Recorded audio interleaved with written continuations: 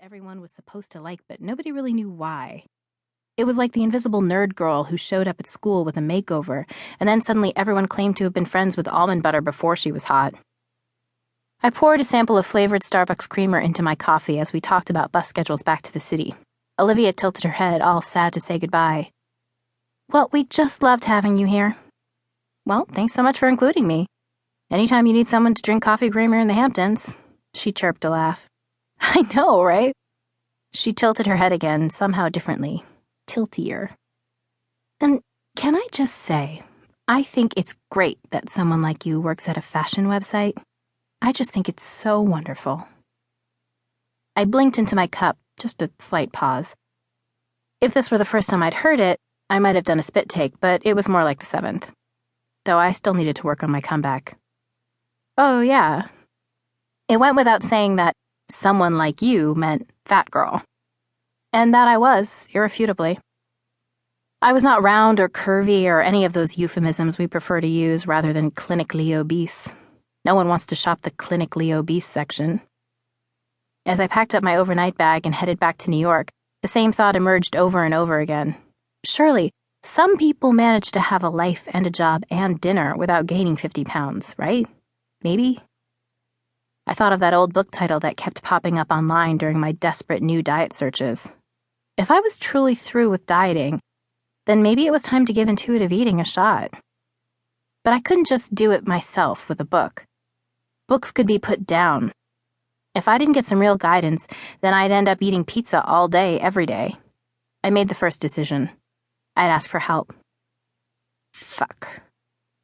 One of the best things about diets is that you don't usually need to rely on anyone else. Asking others for help was not my favorite thing, but I knew from experience that, damn it, it worked. I'd been in therapy for, ever, so why not find a food shrink of sorts? New York had every possible kind of therapist imaginable.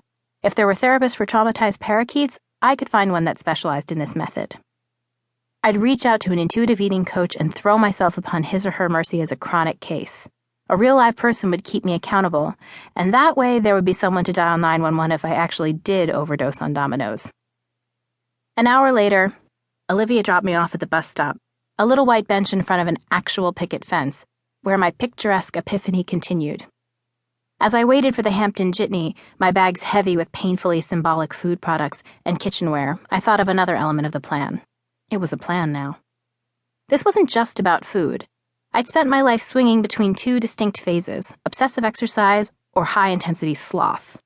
I'd go through months of morning yoga, evening cardio, and walking miles out of my way so I could calculate the calories burned.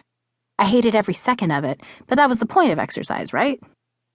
To absolutely no one's surprise, these spurts of mania always flamed out fast.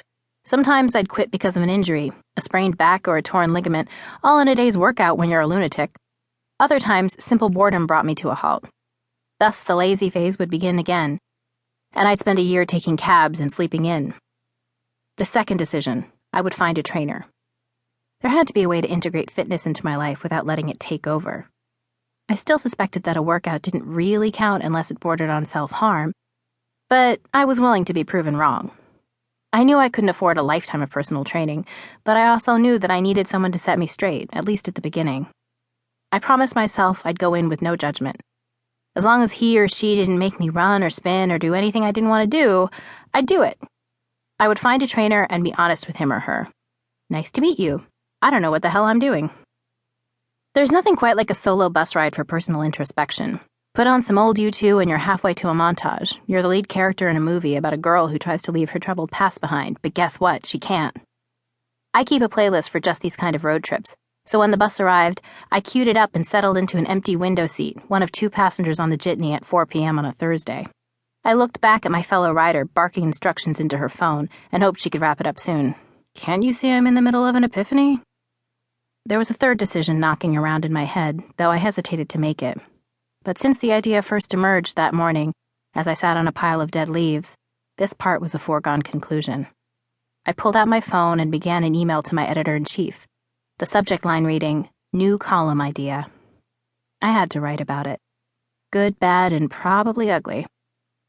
I needed to chronicle the journey publicly, and not just because I knew there would be others out there who could relate to being trapped in their own bodies, waiting for life to begin 30 pounds from now.